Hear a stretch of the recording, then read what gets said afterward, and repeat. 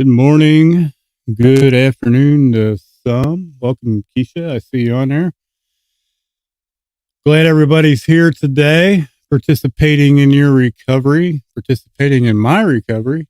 I need it as much as hopefully you guys do. I hope everybody's having a good day. I just wanted to hop on. I just got out of a meeting on Zoom in California that I participate in every day. It's a really good meeting, and they spoke on the reading from NA, their JFT, and it talks about the school recovery.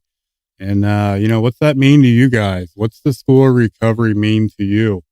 It kind of got me thinking. So I kind of put my own twist on it, and I'm going to pull it up and read it. So for those that aren't familiar with the reading, you can see what it says here, and I'm going to kind of share as I go along real quick.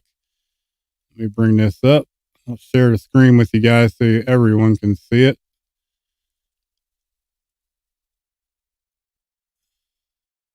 All right. You guys should be able to see it now. The School of Recovery. This is a fellowship for learning. So whatever your drug of choice is, guys, whether it's drugs, whether it's alcohol, whether it's food, it could be a number of things. Just kind of apply your drug of choice in with the readings when I read them. This is a fellowship for learning. Learning in recovery is hard work. It is. It's a lot of work. The things we most need and know are often the hardest to learn. We study recovery to prepare ourselves for the experiences life will give us. As we listen to others share in meetings, we take mental notes we can refer to later. Those are those little tools and notes that I say we shove down in our recovery toolbox all the time. To be prepared, we study our notes, literature between lessons, talk with our sponsor, talk with our mentor to help guide us. Just as students, we have the opportunity to hear or to apply their knowledge and hear during a test. So when life shows up, you're prepared, right? So do we have the opportunity to apply our recovery during times of crisis and pain? It's a good question. Do you have the opportunity? Do you have the tools in your recovery toolbox today to apply in your recovery today during times of crisis and pain when life shows up? What are you going to do? Do you have a plan? Do you have a recovery network you're going to reach out to? What are the tools in your recovery toolbox which ones are you going to use? Which ones are you going to pull out? We have to be prepared daily and stay vigilant daily. I say this all the time. We always have a choice, always have a choice in how we will approach life's challenges. Are you going to react to them? Are you going to respond to them? Are you going to reach out and talk to your network, your sponsor, your mentor? We can dread and avoid them as threats to our serenity, or we can gratefully accept them as opportunities daily. I say this all the time for growth, applying our tools of recovery. I always try to keep that attitude of gratitude, guys, daily, day in and day out, no matter what life throws at me, no matter what challenges lie ahead. I try to look at them in a positive outlook, a positive twist instead of a negative one like I used to always do. By confirming the principles we're learning or that we've learned in recovery, life's challenges gives us increased strength. We go stronger daily, guys. Without such challenges, however, we could forget what we've learned and begin to stagnate. Things get stale. Things get boring. These are opportunities that guide us to new spiritual awakenings. Amen. We will find that there is often a period of rest after each crisis that gives us time to get accustomed with our new skills and opportunities, those opportunities that are presented daily. Once we've reflected on our experiences, we are called on to share our knowledge with someone who's studying what we've just learned, giving back what's been so freely given to us And I put my own twist on this, guys. So if you're reading it from the NA literature, it's going to vary a little. In the School of Recovery, we all of us are teachers as well as students. Today, I will be a student of recovery. I will welcome challenges, confident in what I've learned, and eager to share with others, with other people. And I kind of wrote some notes on it. Let me get rid of this spammer here that's tearing up my chat. That happens from time to time, but I get rid of them rather quickly. The reading, it says School of Recovery. And for me personally, it's a family, guys. It's more than a school. It has become a family. Each and every one of you guys out there are a family member to me. You're loved. You're cared about. Your story matters.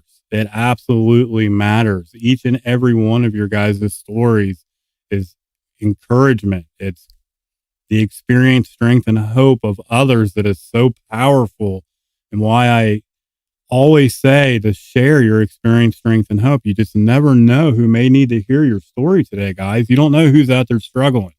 You never know. And your experience, strength, and hope when you're sharing in a meeting, if you're on the streets, you're in a store somewhere, and you just reach out and you're being kind to somebody and helping them because you can maybe see that they're struggling. It matters. It really does. I learn from each and every one of you guys every day. It's that love and that support that's given every day. Learning from other members in whatever 12-step program you may possibly work, that love and that support is so important. The lived experience, strength, and hope of each and every one of you guys is so important. It provides opportunity and inspiration for me personally. I don't know about you guys, to make better choices, to be a better person daily, day in and day out, hearing that experience, strength, and hope. That's family. That's family of recovery to me. It's bigger than a school. It's become family for me personally. That's where I'm at in my recovery today. And it does help me grow daily. It really, really does.